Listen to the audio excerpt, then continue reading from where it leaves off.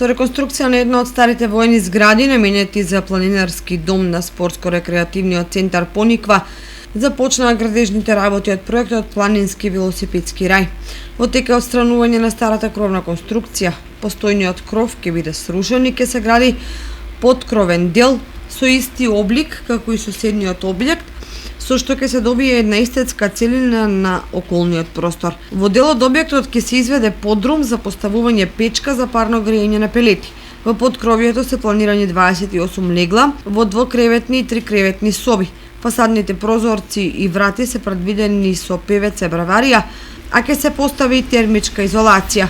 Работите ги изведува фирмата Делта Пром ИНГ од Велес, а надзорот го врши Генк од Скопје, Евроконсалтинг од Скопје, избрани согласно процесот на понудување, спроведен согласно методот национално јавно надавање по упатство на Светска банка. Проектот Планинско велосипедски рај опфаќа изградба на патеки за планински велосипедизам на Осоговските планини во вкупна должина 35 км на релација Пониква-Брана град Чекочани.